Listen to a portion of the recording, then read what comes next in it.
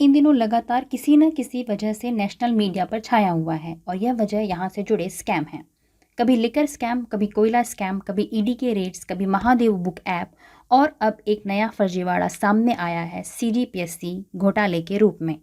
छत्तीसगढ़ में युवाओं के भविष्य के साथ खिलवाड़ और भ्रष्टाचार की पराकाष्ठा छत्तीसगढ़ PSC परीक्षा के परिणाम के रूप में सामने आई है। एक या दो नहीं बल्कि सीधे सीधे 18 अभ्यर्थियों के सिलेक्शन को लेकर फर्जीवाड़े के आरोप लगे हैं। 171 पदों के लिए छत्तीसगढ़ PSC ने 2021 में नोटिफिकेशन जारी किया था। फरवरी में इसके प्री के एग्जाम्स हुए जिसमें से 2565 लोगों का चयन हुआ। मई में इसके मेंस के एग्जाम हुए जिसमें से 509 अभ्यर्थियों को इंटरव्यू के लिए बुलाया गया।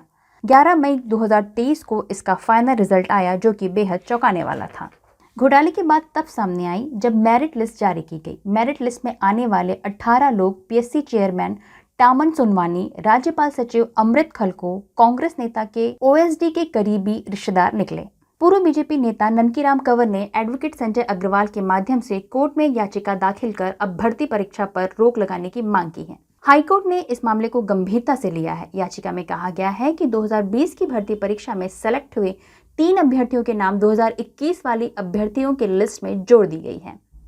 आरोप है PSC चेयरमैन टामन सिंह सोनवानी के 5 करीबी रिश्तेदारियों को डिप्टी कलेक्टर जैसे उच्च पदों पर नियुक्त किया गया है। आरोप है जब से टामन सिंह सोनवानी PSC के चेयरमैन नियुक्त हुए हैं तब से PSC द्वारा आयोजित की जाने वाली परीक्षा पर गड़बड़ी देखने को मिल रही है।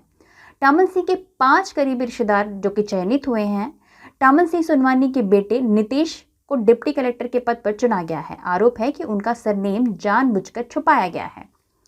टामन सिंह सोनवानी की बहू निशा कौशल डिप्टी कलेक्टर, बेटा साहिल DSP, भाई की बहू दीपा अजगले या दीपा आदिल आबकारी अधिकारी, बहन की बेटी सुनीता जोशी श्रम अधिकारी, नेहा खलको निखिल खलको जो कि राज्यपाल सचिव अमृत खलको की बेटी और बेटा हैं, कांग्रेस नेता के OSD के रिश्तेदार की बेटी प्रज्ञा नायक, कांग्रेस नेता के OSD के रिश्तेदार का बेटा प्रखर नायक, कांग्रेस नेता के OSD के साढ़ू की बेटी खुशबू बिजौरी, कांग्रेस नेता सुधीर कटियार के दामाद शशांक गोयल, कांग्रेस नेता सुधीर कटियार की बेटी भूमिका कटियार, कांग्रेस नेता राजेंद्र शुक्ला के बेटे स्वर्णिम शुक्ला, बस्तर नक्सल ऑपरेशन के DIG ध्रुव की पुत्री साक्षी ध्रुव डिप्टी कलेक्टर, वरिष्ठ कांग्रेस नेता की पुत्री अनन्या अग्रवाल डिप्टी कलेक्टर, वरिष्ठ कांग्रेस नेता के पुत्र राजेंद्र कुमार कौशिक डिप्टी कलेक्टर।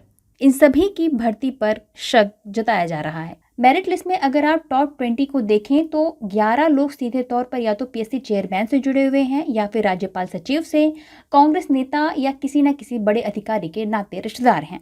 2021 की इस CGPSC भर्ती परीक्षा में 15 पद डिप्टी कलेक्टर के लिए निकले थे, जिनमें से 15 में से 10 पदों पर इन्हीं के नाते रिश्तेदारों का कब्जा है। सीधे तौर पर यह प्रदेश के युवाओं के भविष्य के साथ खिलवाड़ है।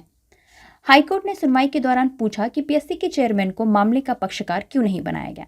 तब एडवोकेट संजय अग्रवाल ने कहा कि PSC चेयरमैन का पद संवैधानिक पद है, इसलिए उन्हें पक्षकार नहीं बनाया गया। इस पर चीफ जस्टिस रमेश कुमार सिन्हा ने कहा कि PSC सहित दूसरी संस्थाओं में अधिकारियों के बच्चों का चयन होना स्वाभाविक है, लेकिन PSC चेयरमैन के 5 करीबी रिश्तेदारों का चयन होना कुछ सवाल तो खड़े करता है। चीफ जस्टिस रमेश कुमार सिन्हा ने इस मामले पर सख्त टिप्पणी कर भर्ती प्रक्रिया पर रोक लगाई है। 18 लोग हैं ऐसे, क्या 12 लोग? 18 लोग हैं। बताइए, इसको आप डिनाई करते हैं? भाई ये ज़रूर है कि किसी आदमी का अगर गार्जियन या कोई जो है ऐसी जगह है तो उसके बच्चा ज़रूर कर सकता है, लेकिन ऐसा क्या संजोग कि डॉटर्स मतलब near relatives of the chairman of the PSC, ये तो बहुत गलत बात है।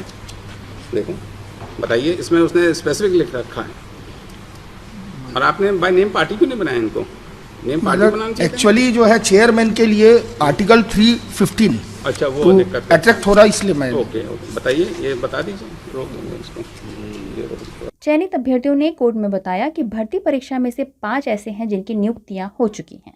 ऐसे में रोक लगाना सही नहीं है। इस पर हाई कोर्ट ने 5 अभ्यर्थियों को छोड़कर बाकी लिस्ट पर रोक लगा दी है।